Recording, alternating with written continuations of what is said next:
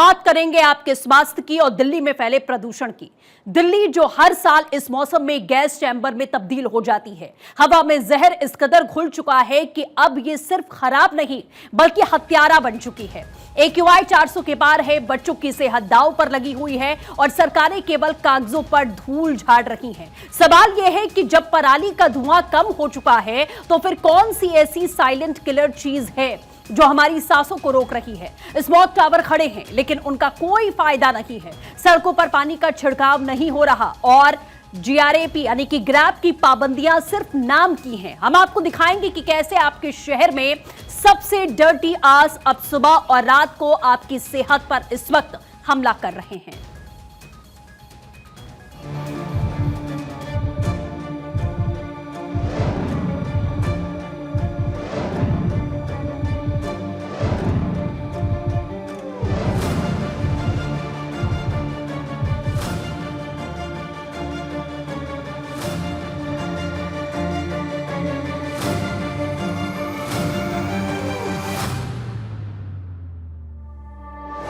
Poison मतलब आप कोई जहर का क्वांटिटी देते हैं बच्चों को कि इतना जहर नहीं देना, इतना देना है। जहर तो जहर है।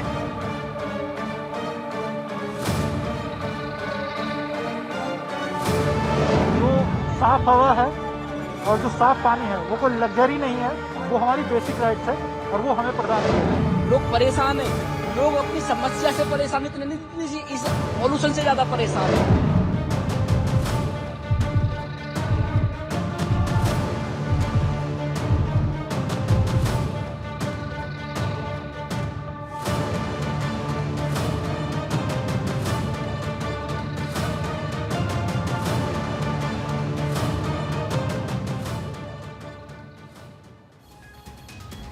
और आज हम बात करेंगे उस अदृश्य दुश्मन की जिसने दिल्ली को घुटनों पर ला दिया है। ये सिर्फ प्रदूषण नहीं है, ये लापरवाही का अपराध है। सुप्रीम कोर्ट कह रहा है कि सिर्फ पीक टाइम में नहीं बल्कि पूरे साल निगरानी करो। लेकिन जरा देखिए, एक तरफ स्मॉग टावर लगा है जिस पर हर महीने 10 लाख से ज्यादा रुपए खर्च हो रहे हैं और वो काम कर रहा है सिर्फ 200 मीटर के लिए। दूसरी ओर MCD के पार्षद खुद कह रहे हैं कि धूल कम करने के लिए कुछ हो ही नहीं रहा है। ये साफ उनकी ओर से कहा जा रहा है। दिल्ली की जनता ये पूछ रही है कि हम कब तक जहरीली हवा को इसी तरीके से सहते रहेंगे। कौन है इस सांस के संकट का असली जिम्मेदार? आगे बढ़ें उससे पहले आपको दिल्ली का AQI लेवल हम दिखा देते हैं कि आखिरकार इस वक्त दिल्ली के अलग अलग इलाकों में AQI लेवल क्या है। 19 नवंबर को 24 घंटे का औसत AQI 392 दर्ज किया गया। यह लेवल सीवियर के करीब में आता है। सर्वाधिक प्रदूषण इलाका रहा है वजीरपुर की बात करें तो अधिकतम AQI 462 तक पहुंचा, यानी कि गंभीर यानी सीवियर की श्रेणी में यह भी आता है। प्रदूषण के गंदे घंटे यानी कि सुबह 9 बजे से दोपहर 12 बजे तक और रात 9 बजे से आधी रात तक। इस समय PM 2.5 का स्तर सबसे ज्यादा होता है। पराली का योगदान बुधवार को 3.9% बताया गया और हवा की दिशा बदलने से योगदान कम हुआ है। इस तरीके की स्थिति है और पिछले कुछ दिनों से राष्ट्रीय राजधानी पर हल्की धुंध की चादर इस वक्त छाई हुई है और वायु गुणवत्ता सूचकांक लगातार खराब से गंभीर श्रेणी के बीच में झूल रहा है। यह स्थिति शहर के लोगों के लिए सांस लेना मुश्किल कर रही है और हर साल की तरह इस बार भी प्रदूषण का मुद्दा सुर्खियों में बना हुआ है। दिल्ली ने 11 नवंबर को ही साल का पहला गंभीर वायु दिवस रिकॉर्ड पूरा कर लिया था। यह स्थिति दर्शाती है कि शहर की हवा कितनी खतरनाक हो चुकी है। 19 नवंबर यानी कि कल दिल्ली का 24 घंटे का औसत AQI 392 दर्ज किया गया, जो कि बहुत खराब श्रेणी के ऊपरी छोर पर था। यह आंकड़ा गंभीर श्रेणी से जो कि AQI 400 से ऊपर के बेहद करीब है, जबकि शाम 4 बजे तक ये 374 था, जो कि बहुत खराब की श्रेणी में था। लेकिन हवा की गति कम होने के कारण प्रदूषक तत्व जमा होते चले गए और स्थिति खराब होती गई। मौसम विभाग के पूर्वानुमान के मुताबिक आने वाले दिनों में यह स्थिति और भी ज्यादा बिगड़ने की आशंका जाहिर की जा रही है। पूर्वानुमान बताते हैं कि AQI शुक्रवार यानी कल तक बहुत खराब रहेगा, लेकिन शनिवार को मौसमी परिस्थितियों के प्रतिकूल रहने के कारण इसके फिर से गंभीर होने की संभावना है। अगले 6 दिनों तक हवा की गुणवत्ता बहुत खराब और गंभीर श्रेणियों के बीच ही बनी रह सकती है, यह साफ कह दिया गया है। ये लगातार बने रहने वाली प्रदूषण की स्थिति लोगों के लिए, उनके स्वास्थ्य के लिए बेहद खतरनाक है और बड़ा खतरा भी है। प्रदूषण के कारणों में हवा की दिशा और गति का बदलना एक अहम कारक है। डेटा से यह पता चलता है कि पराली जलाने का असर दिल्ली की हवा पर कम हो रहा है, क्योंकि हवा की दिशा बदल गई है। बुधवार को हवा मुख्य रूप से पूर्वोत्तर दिशा से बह रही थी और इस दिन की अगर बात करें तो दिल्ली के PM 2.5 स्तरों में पराली का योगदान 3.9% था, जबकि मंगलवार को यह 5.4% बताया गया। सोमवार की बात करें तो सोमवार को 16.1% इसकी जो आकलन किया गया एक्सपर्ट्स की ओर से। हालांकि हवा की गति धीमी होने और मौसम के स्थिर बने रहने से प्रदूषक तत्व कहीं दूर नहीं जा पा रहे हैं, जिससे शहर में धुंध की एक मोटी परत जमा हो गई है और विजिबिलिटी लगातार कम हो रही है, जो आप इस तस्वीर में भी देख रहे थे। प्रदूषण के इस बढ़ते खतरे से निपटने के लिए ग्रेडेड रिस्पांस एक्शन प्लान यानी कि ग्रैप का स्टेज 3 11 नवंबर से दिल्ली NCR में लागू कर दिया गया है। ग्रैप 3 के तहत में निर्माण कार्यों पर रोक, ईंट भट्टों पर प्रतिबंध और कड़े उत्सर्जन मानकों का पालन करने जैसे नियम शामिल किए जाते हैं। लेकिन जमीनी स्तर पर इन नियमों को लागू करने में कई कमियां उजागर हुई हैं। MCD के पार्षदों ने खुद अपर्याप्त धूल नियंत्रण प्रयासों पर गंभीर सवाल खड़े कर दिए। पार्षदों का आरोप है कि ग्रैप 3 के प्रतिबंधों के बावजूद धूल कम करने के लिए सड़कों पर पानी का छिड़काव और मैकेनिकल स्वीपिंग ठीक से नहीं हो पा रही है। कुछ पार्षदों ने यह भी दावा किया है कि उनके वार्डों में अवैध निर्माण कार्य अब भी जारी है और प्रतिबंध के बावजूद कूड़ा, करकट और गोबर के उपले जलाए जा रहे हैं। इस रिएक्शन के बाद दिल्ली के पर्यावरण मंत्री ने स्टेटमेंट दिया है। उन्होंने क्या कुछ कहा है, सुनिए। दिल्ली के कुछ ऐसे लोग जो खुद बहुत अवेयर भी हैं, जो दिल्ली को साफ हवा करने के लिए अपने लेवल पे भी काम करते हैं और हवा साफ नहीं होती तो उसके लिए प्रोटेस्ट पे भी जाते हैं, जो कि एक अच्छा माध्यम है। जब तक ये पीड़ा जिनके अंदर है, ऐसा दर्द है जिनके अंदर, उन सबको हमने बुलाकर उनसे बातचीत करी। हमने उनके सुझाव भी जानने की कोशिश करी, कौन सी और ऐसी अच्छी चीज़ें हैं जो हम कर सकते हैं। उनकी तरफ से सुझाव भी आए। वो दिल्ली के अंदर जो हमारे सरकार काम कर रही है उसकी मॉनिटरिंग में भी हमारी हेल्प करें, यह भी हमने उनसे आग्रह किया है।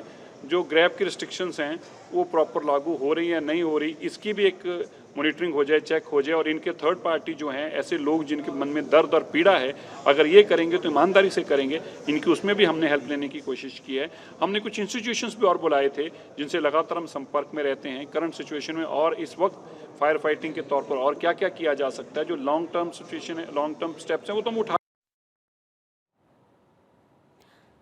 और इन आरोपों से पता चलता है कि प्रदूषण से लड़ने के लिए सरकारी तंत्र में कितनी खामियां हैं।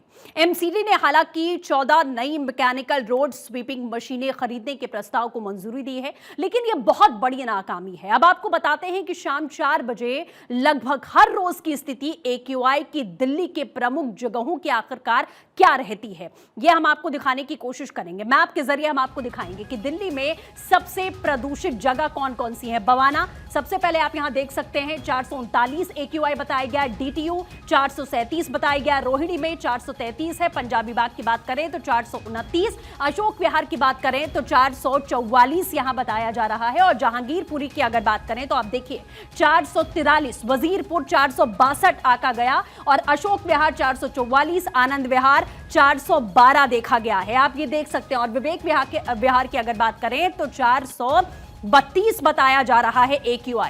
ये स्थिति है दिल्ली के प्रमुख इलाकों की, जहां शाम 4 बजे तक इसी तरीके की स्थिति बनी रहती है। तो आप समझिए कि प्रदूषण का स्तर किस तरह से दिल्ली में इस समय बढ़ता जा रहा है। ये मैप के जरिए AQI हमने आपको अलग अलग जगहों की दिखाने की कोशिश की है। तो वहीं प्रदूषण कम करने के नाम पर लगाए गए स्मॉग टावर भी अब सवालों के घेरे में आ चुके हैं। आनंद विहार में स्थापित 82 फीट ऊंचा स्मॉग टावर जिसे सितंबर 2021 में चालू किया गया था। अपनी दक्षता और कॉस्टली होने के कारण ये विवादों में है। आरटीआई से मिली रिपोर्ट के मुताबिक ये टावर PM 2.5 और PM 10 के स्तर को सिर्फ 200 से 400 मीटर के दायरे में लगभग 20% ही कम कर पाता है, जो इसके उद्देश्य पर ही सवाल उठा रहा है। और अगर इतने रुपए खर्च करने के बाद भी इसका क्या काम है? सबसे चौंकाने वाली बात इसकी लागत है। इस टावर के निर्माण पर करीब 22 करोड़ रुपए खर्च किए गए थे और इसके रखरखाव पर हर महीने 10,30,000 रुपए बिजली खर्च को छोड़कर आप छोड़ दीजिए इसको, तो बाकी का खर्चा आता है, जो कुल मिलाकर 12 लाख रुपए हर महीने तक पहुंच जाता है। इतने कम लाभ के लिए इतनी बड़ी राशि खर्च करना इसके इंपैक्ट पर गंभीर सवाल खड़े करता है।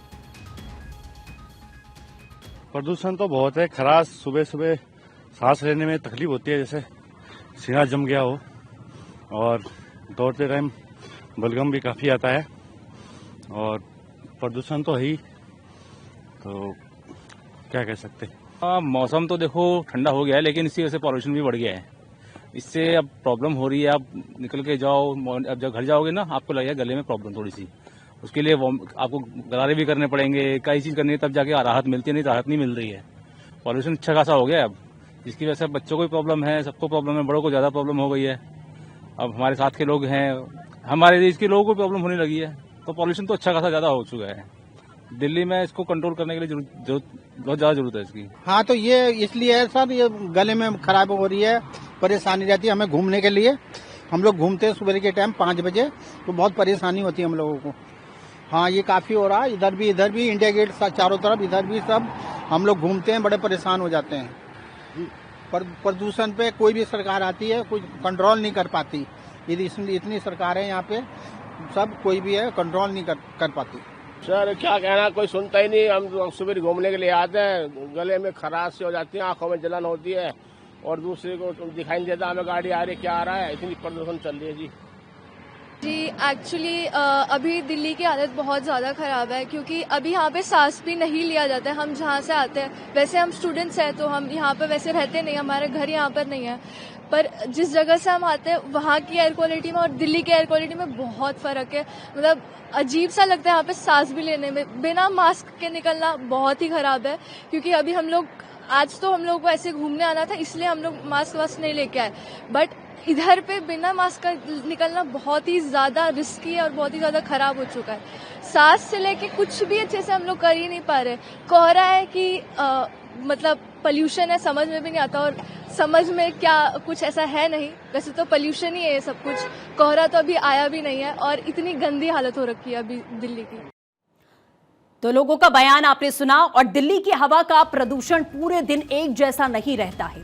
एक रिपोर्ट के मुताबिक सुबह 9 बजे से रात 12 बजे तक का समय दिल्ली के लिए सबसे प्रदूषित घंटे के तौर पर माना गया है। खासकर सुबह 9 बजे से दोपहर 12 बजे तक और रात 9 बजे से आधी रात तक प्रदूषण का स्तर सबसे ज्यादा अधिक होता है। और इस दौरान PM 2.5 का स्तर WHO के सुरक्षित मानकों से कई गुना अधिक होता है, जो कि फेफड़ों और हृदय रोगों का खतरा और ज्यादा बढ़ा देता है। वहीं विशेषज्ञ जनता को यह सलाह दे रहे हैं कि वो इन गंदे घंटों के दौरान घर के भीतर रहें, खासकर सुबह और देर शाम बाहर निकलने से पूरी तरह से बचें। वहीं दूसरी ओर सुप्रीम कोर्ट ने भी प्रदूषण नियंत्रण के प्रयासों पर सख्त टिप्पणी की है और यह कहा है कि प्रदूषण नियंत्रण उपायों की निगरानी नियमित रूप से करनी चाहिए, न कि सिर्फ प्रदूषण चरम पर होने पर। इसके बाद वायु गुणवत्ता प्रबंधन आयोग यानी कि CAQM ने दिल्ली और पड़ोसी राज्यों को खराब हवा के कारण खेल आयोजनों को रीशेड्यूल करने के लिए एक पत्र भी लिखा है। कल CJI BR गवई और जस्टिस के विनोद चंद्रन की बेंच में सुनवाई हुई। सुप्रीम कोर्ट और CAQM ने स्कूलों की छुट्टियां तय करने और बच्चों की बाहरी गतिविधियों से दूर रखने के लिए एक annual public health emergency calendar बनाने की बात कही है। सुनिए डॉक्टर्स क्या कह रहे हैं। हर साल जब इस टाइम पे सर्दियां आती हैं, हवा की विंड स्पीड कम हो जाती है, तो उसकी वजह से पोल्यूशन हर साल बढ़ता ही है। तो उसमें जिन लोगों को लंग्स की पहले से ही प्रॉब्लम है, तो उन लोगों को प्रॉब्लम फेस करनी पड़ती है। तो उसकी वजह से हमारी भी OPD में मैं कहूँगा नंबर डबल तो हो ही गया है। और OPD के अलावा पेशेंट्स को इमरजेंसी विजिट्स, अचानक से ज्यादा सांस फूलना और उन लोगों को इन्फेक्शन या सांस की प्रॉब्लम की वजह से एडमिशन, इवन आईसीयू एडमिशन की भी जरूरत ज्यादा पड़ने लगी है। तो ये हम कॉमनली देख रहे हैं और ये ट्रेंड एक्चुअली हर साल ही देखते हैं हम पॉल्यूशन की वजह से। तो नंबर्स तो बढ़ रहे हैं। हम लोगों को यही सलाह देते हैं कि एक तो आप पॉल्यूशन में जितना मिनिमाइज हो सके बाहर जाना वो करिए, अपने आप को बचाइए। अगर आपको सांस की प्रॉब्लम है तो दवाइयां पहले से ही डॉक्टर से सलाह करके प्रॉपर तरीके से मैनेज कर लीजिए कि आपको ये नौबत ही ना आए कि आपको भर्ती होना पड़े। तो डॉक्टर की राय आपने सुनी और कोर्ट ने वायु गुणवत्ता प्रबंधन आयोग को दिल्ली एनसीआर में खराब वायु गुणवत्ता की वजह से अगले आदेश तक स्कूलों में आउटडोर खेल गतिविधियों के आयोजन पर रोक लगाने का आदेश दिया है। अगली सुनवाई 10 दिसंबर को होगी। सुनवाई के दौरान कोर्ट को यह भी बताया गया कि आज के समय में स्कूल जाने वाले बच्चों को गैस चैम्बर में डालने जैसा माहौल है। इस पर कोर्ट ने अपने निर्देश में क्या कहा है वो भी हम आपको बता देते हैं। दिल्ली एनसीआर के स्कूलों में आउटडोर खेलों पर रोक लगाए जाएं, ये सीएक्यूएम ने अपील की है। बच्चे सबसे असुरक्षित हैं ये बताया गया है और अभी खेल आयोजित करना उन्हें गैस चैम्बर में झोंकने जैसा है। प्रदूषण को लेकर नियमित निगरानी की जानी चाहिए, साफ कहा गया, जिससे उपायों का क्रियान्वयन नियमित और सुचारू रूप से किया जा सके। ये कदम दिखाता है कि सरकार और न्यायपालिका अब प्रदूषण को एक long term public health crisis के रूप में देख रही है, जिसके लिए साल भर की योजना की जरूरत है ताकि दिल्ली और एनसीआर में लोगों को दम घोंटू हवा ना मिले। कुल मिलाकर दिल्ली की हवा एक बार फिर संकट में है। मौसमी कारक, पराली का योगदान जो घट रहा है लेकिन खत्म नहीं हुआ है और सबसे महत्वपूर्ण सरकारी तंत्र द्वारा नियमों को लागू करने में ढिलाई करना, ये सब मिलकर एक ऐसी स्थिति पैदा कर रहे हैं जहां हर नागरिक की सेहत इस वक्त दांव पर लगी हुई है। इससे निपटने के लिए न केवल कड़े नियमों की बल्कि उनके ईमानदार और प्रभावी क्रियान्वयन की सख्त आवश्यकता है, ये साफ तौर पर देखा गया।